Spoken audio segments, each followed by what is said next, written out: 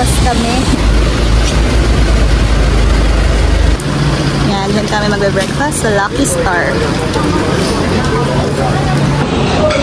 Order ko ay ito. Butter pineapple bun and cold milk tea. Ganito yung ambience sa Lucky Star. Pineapple bun, ice milk tea. Ito kasi with butter. Ito walang butter. Ano to? Noodles with satay. Beef with noodles, egg, macaroni soup. Is that hot milk tea? Okay. Kain. Itong pineapple bun. Wala talaga itong pineapple. Diba? Ito mo yung butter. Ha? Kaya nga yun, no? May butter. Ang sarap yan.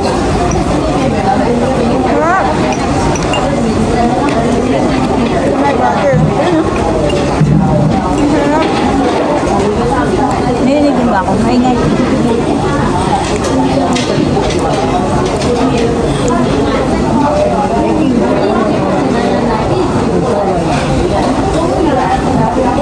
Tingnan yung egg.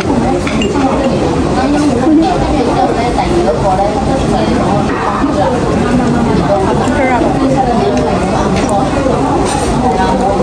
Ito, try nyo to. Sarap. May butter. Let's try the ice milk tea.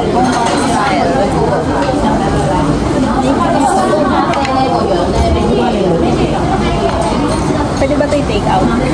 Ang ganda ng bote niya. Ayan, bote.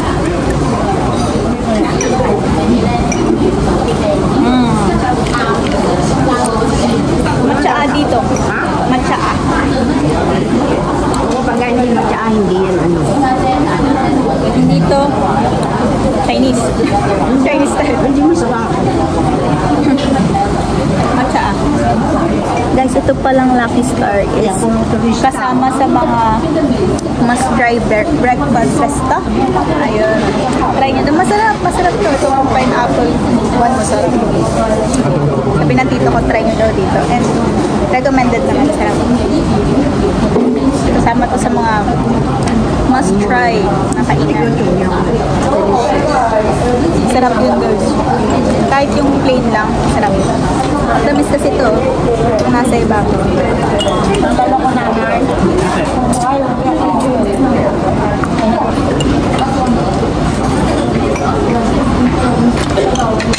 Matabang. Parang nilagang noodles. Nilaga na niya, nilagyan na ng chicken broth. Tapos nilagyan ng mga Kaya ko na niya sopas na yan. Nilagyan ng ito, ham. After namin magbayad, binigyan kami ng coupon. So, may discount sa next meal namin. Babalik ka. Kaya niyo yan. It's a must try.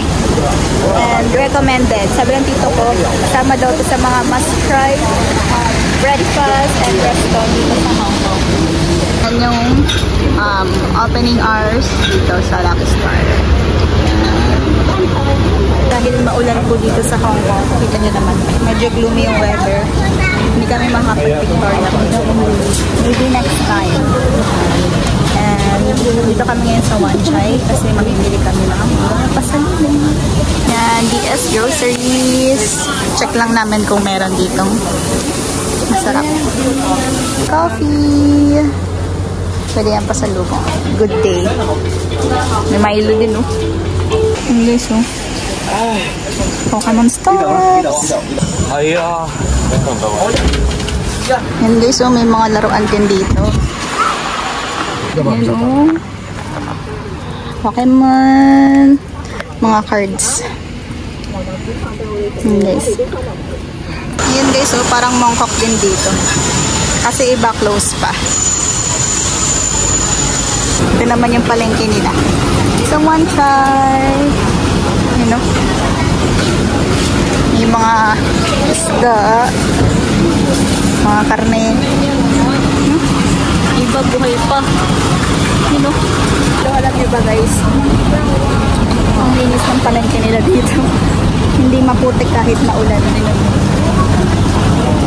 Guys, yung melano oblong, hindi circle. Ang laki. Yan o, meron din silang Pinoy store dito. Yan pa isa, France Philippine Product Shop. O, meron din Thai. Yan o, mga damit.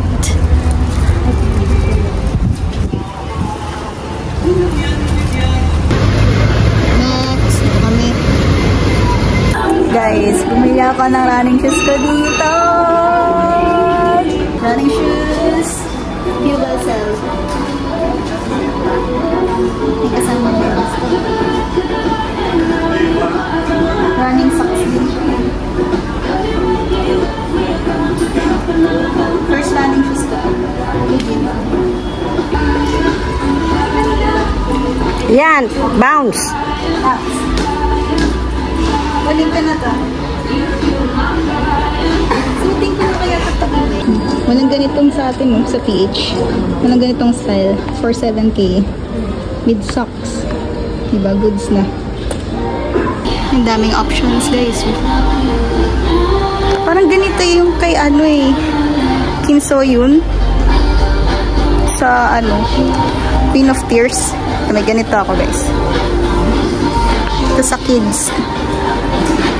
May mga apparel din. You know. And dito ako bumili sa New Balance.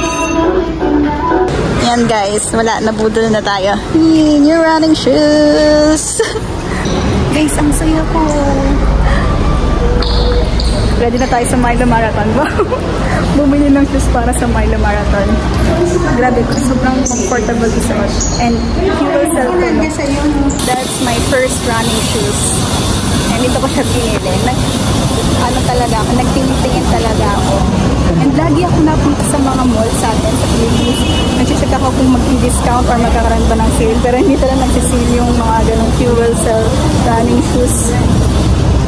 And kaya sabi ko dito ako tingin sa Hong Kong. It's almost $1,000. So kung convert yun, mga 7,000 shoes. Compared sa atin, mas mahal siya. Dito kasi wala. Kaya ginrab ko na talaga to.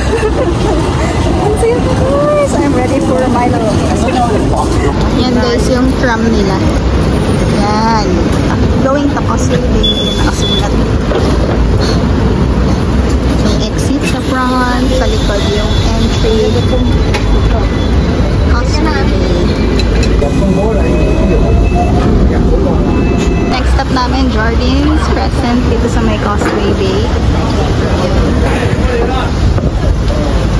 Meron din dito ang mga tindang damit. And souvenirs. Mga gulay and fruits. Guys, may mga damit din. Ang labas nito yung tapat ng Haisan Place. Ano?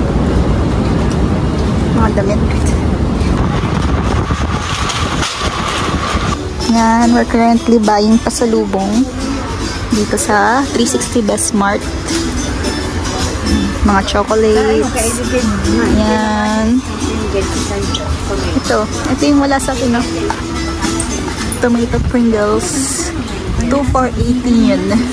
Yan guys, sasakay kaming minibus. Sakay kaming minibus.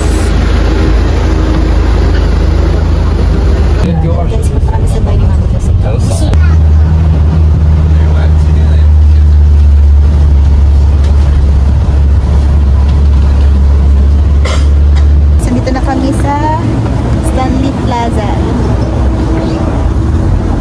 Kita nyo ba yung dagat? Ayun o. You know, Stanley Plaza. Here's the view. Ayun o, may dagat. Ganda. Yan, dito kami kakain sa Pizza Hut. Guys, ito yung menu dito sa Pizza Hut. Iba't ibang pizza.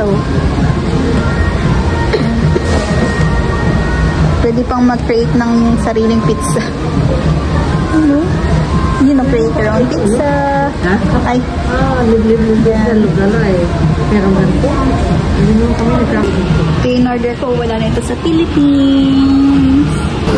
This is our merienda waffle with ice cream, strawberry ice cream, chicken wings, potato wedges, and pizza. And hindi na heavy meal kasi susuko na talaga ako sa kabusugan, guys. And mamaya kakain ulit kami sa labas.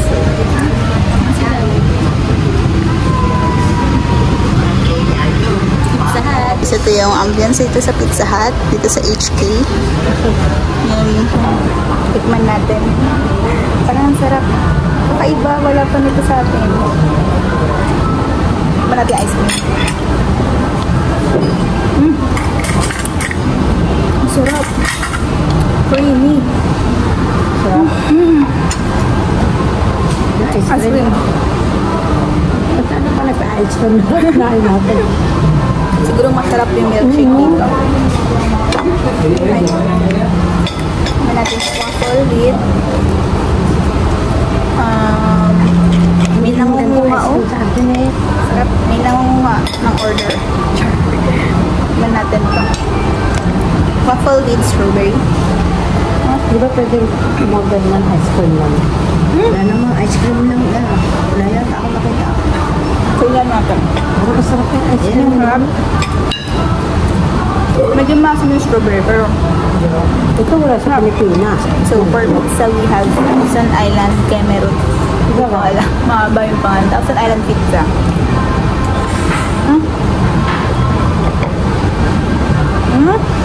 Masarap ano? Sarap. Walang tingin ko pangalan yung masarap na. Yung mga chicken. Guys, tapos na kami kumain. And look naman, ang ganda dito.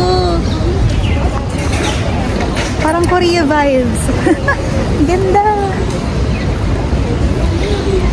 Ganda guys, oh. Province vibes. Sa HK. You know? Yung dagat. Lalakad lang kami.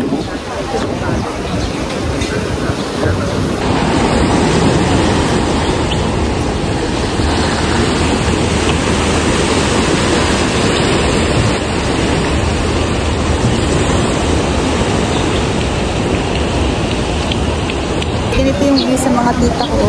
Kita niyo ba yan? Ang ganda dito. Yung bahay nila malapit sa dagat. Stanley Promenade. Yan guys, oh. Yan na sila. Ayan, dagat, oh. Ganda. Yan guys, may mga shops din dito. May damit. Shorts. Jewelries. Ano, gandun sa dulo.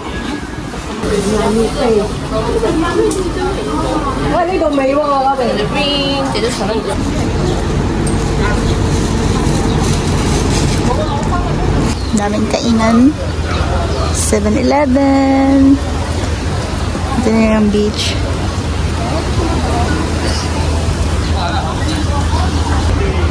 Stanley Plaza.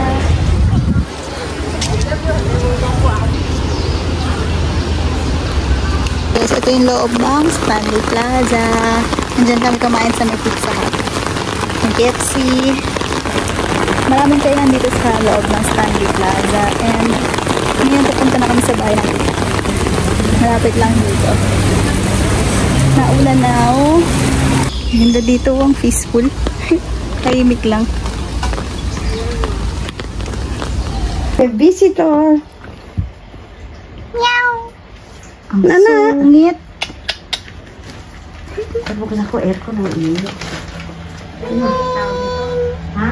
Wala na audit lagi. Hi, Nana. Do you speak English? No. Andonis. Speak English. I'm your auntie. No, no, no, no.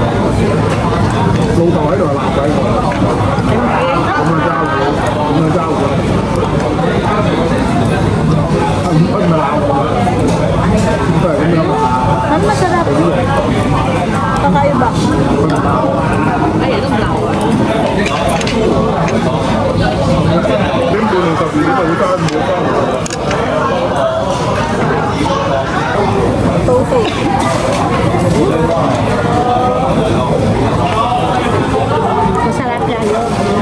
Kakaiba kasi tinan mo yung loob. Kita ba? Malambot sa loob.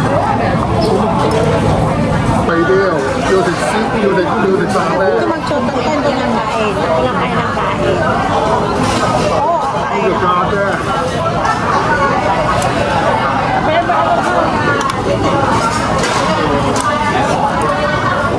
咁呢個大辣椒食喎。 Display lang yan? Hindi. Very cooked with. Ah! Ang laki lobster! Don Key! Guys, nandito kami ngayon sa Don Key. Ito ay isang Japanese store. Meron dito sa may Costco. Ang mahal. 20,140.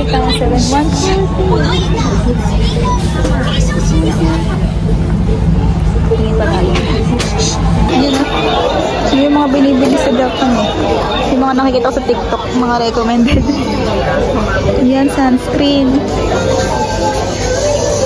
Yan, welcome grocery store. Para daw tong SM sa atin. Supermarket. Ayan guys, nakabalik na kami sa hotel. And, ayun, dito na natatapos ang aming Hong Kong trip.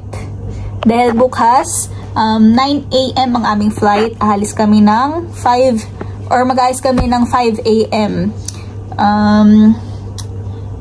Grabe, sobrang nag-enjoy ako dito. Kasi, alam mo yun, sobrang chill lang itong Hong Kong trip namin. Dahil, andyan yung tita ko, may sa amin, may mag-guide. So, thank you sa tita ko, Mami Luseng and family, Daddy Tak, Ate Yinging, and Paul for accommodating us here in Hong Kong. Ayun. Babalik ako next year, pero I'm not sure when. And guys, good morning. It's July 28 and it's currently 5 AM. Nag-check out na kami. Ayun yung mga malata namin. Yan si Mommy. Waiting for the Uber. It's currently raining here in Hong Kong.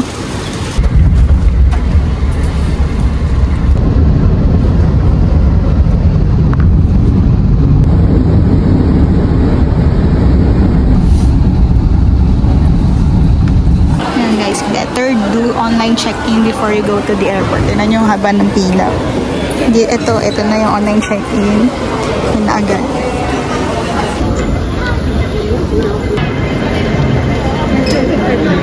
Dito na kami sa boarding gate, waiting for our flight for 9:45 AM. Maga kami umalis ng hotel, 5 AM, so 1 hour travel time from Causeway Bay. 6 AM kami nakarating dito, and medyo late nagbubukas ng mga check-in counters. I suggest na mag-online check-in na kayo para mabilis. Sobrang haba ng pila dun sa mga hindi pa nakapag-online check-in. And ang bilis ng ano dito, immigration, ang bilis ng process. Wala pa yatang 10 minutes. Kung wala kayong mga dalang pinagbabawal, mabilis lang. You just have to scan your passport and then yun, tingin lang kayo sa camera. Pag na-scan and na-detect na, pasok na. And then, check yung mga bag nyo kung may dala kayong mga dangerous stuff. And then, scan ulit. Scan the passport and then picture ulit. Tapos kagad sa boarding gate. And yun pala, yung transportation nila, yun yung isa sa mga nagustuhan ko dito kasi sobrang bilis. Walang traffic and alam mo yun, hindi uso dito yung malate. On time sila. Walang traffic and ang bilis. Lahat mabilis. And, ayun. So, I guess dito na natatapos ang aming Hong Kong trip. And, feeling ko hindi naman to yung last kasi may next year pa. Ayun.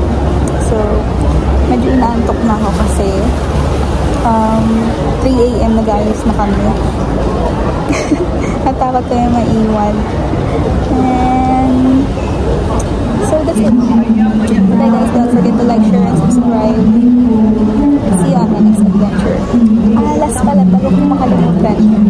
Thank you pala sa tita ko ulit. Thank you sa tita ko for accommodating us, for helping us, for making this trip such a wonderful experience talaga. For my first time here in HK, sobrang saya. Napusog ako grabe. Ang dami kong nakain. Ayun. Next year ulit. Morning!